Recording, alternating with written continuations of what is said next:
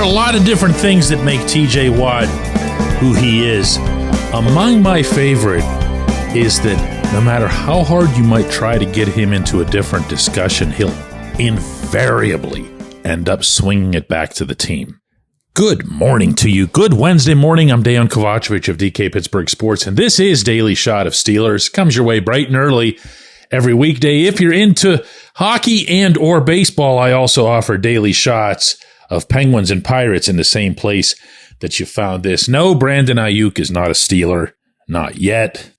Maybe not at all. And no, Brandon Ayuk is not the only subject matter regarding the Steelers. In fact, in having spent the day yesterday out in Latrobe, I can attest 1,000,000,000% that the number of participants on Chuck Noll Field who were concerning themselves with Ayuk or fake social media accounts or whatever would be exactly zero. That's the nature of professional sports. That's the massive, massive difference between what everybody on the outside talks about and then what's happening on the actual inside. On this day, what was of greatest concern, well, okay, maybe it was a number two, was that Mike Tomlin ran them through 2.5 hours of drills, including 11 on 11, including 2 minutes, including 7 shots. And oh yeah, it was in 90-degree plus heat with no shade. So as guys were coming off the field, a lot who will usually stop for autographs or media interviews or whatever, it's all kind of in the same area, the same corner of the field, looked and sounded a lot like poor Broderick Jones. Big man had his shirt off and he approached a group of us reporters and just said, "Tomorrow, guys, please, tomorrow, just tomorrow. All right, I promise tomorrow." And then everybody just wished him well. And then there's TJ, whose motor never stops running. TJ comes in the same direction. TJ does one longer interview with somebody, and then I asked him if I could just have a little bit of time with him.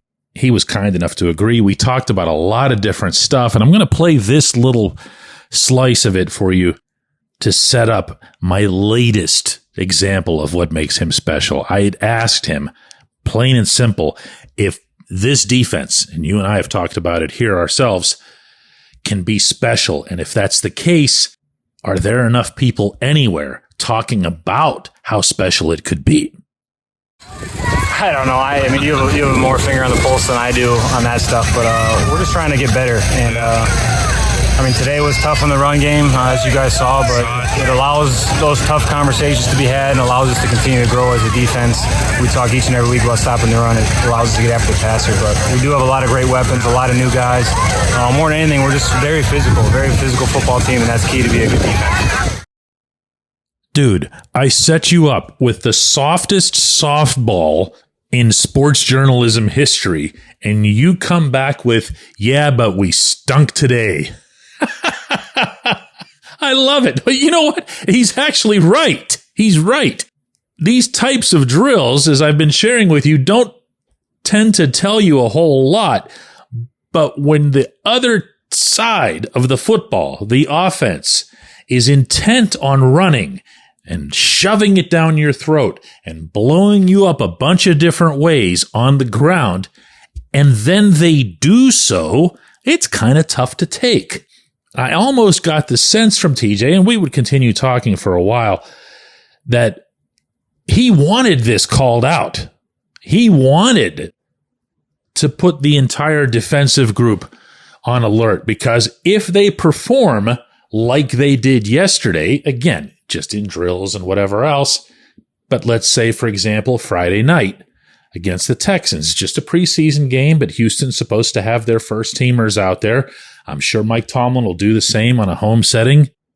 Texans obviously have a different type of offense, but nobody wants to get gashed.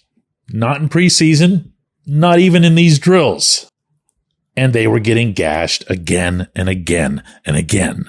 And it's only the most TJ thing ever to seize upon an opportunity to, spout off all kinds of awesomeness about himself and his teammates and what they can do and everything else, and to not do that because TJ is about one thing. And that thing rhymes with the word thing. And he happens to not have one. In fact, he hasn't won a playoff game to get closer to that thing ever. Not one. And you know, how we talk about, Dan Marino and other great players who've never won a Super Bowl and everything else. TJ's never won a playoff game. Believe me, I'm not pinning that on him, least of all the most recent one, which he wasn't even available to play in Buffalo. But that's not something that even the greatest of the great individual players would want attached to their ledger. That's who TJ is. When we come back, J1Q. This segment of Daily Shot is brought to you by our good friends at Mike's Beer Bar. They're located on Federal Street, directly across from PNC Park. Mike has more than 500 beers on tap, including from more than 50 local breweries. Stop in and say hello. Tell Mike we sent you. Mike's Beer Bar.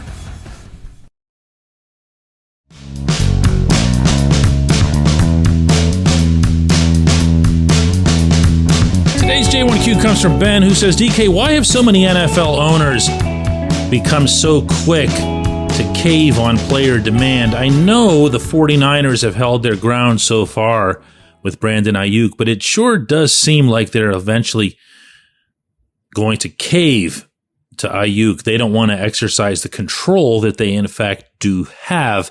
They could keep him for another year and tag him for one or two more. This just seems to be the latest example. You know, Ben, I think you're right about this. I'm not crazy about some of the phrasing that you use.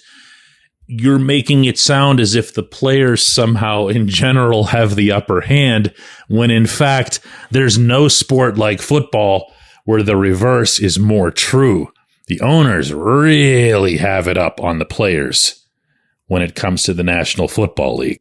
So you're right. They could force him to remain with San Francisco. They could force him into a stance where he doesn't show up at all. He pulls a Le'Veon Bell, and they could have themselves one spectacular standoff over this. However, don't think that all of the leverage belongs to San Francisco's management, and here's why.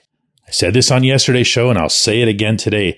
The 49ers were just in a Super Bowl. The 49ers have a ton of talent.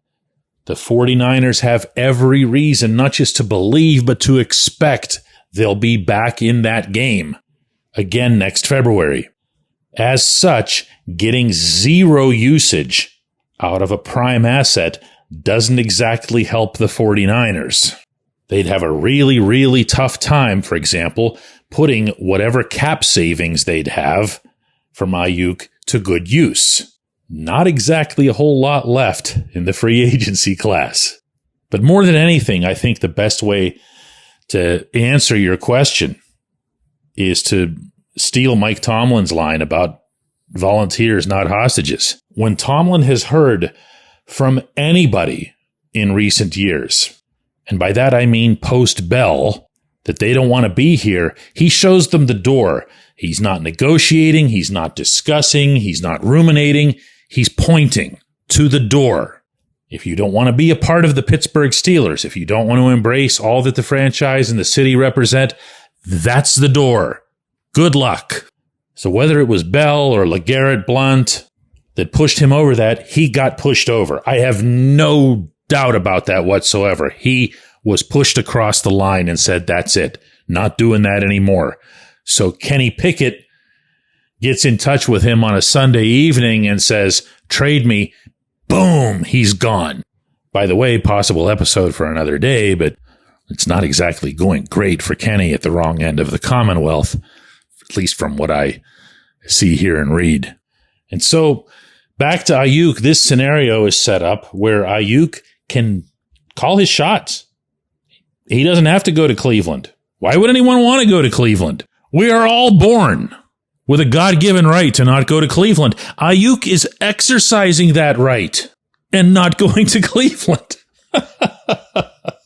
But he's also not going to New England. The Patriots got completely out of this last night, according to ESPN. So it comes down to Steelers and Commanders, and I mean, Washington stinks. Why would you want to go there? So who knows? Maybe this will happen. Maybe it won't. I don't find myself in general as mesmerized by the play-by-play involving this sort of thing as it seems like everybody else does. I went to Latrobe yesterday. I watched the team that was in front of me. I communicated with the team that was in front of me. I'll worry about the 49ers and their player relations in some other life, maybe. I appreciate the question. I appreciate everybody listening to Daily Shot of Steelers. We're going to do another one of these tomorrow, I promise.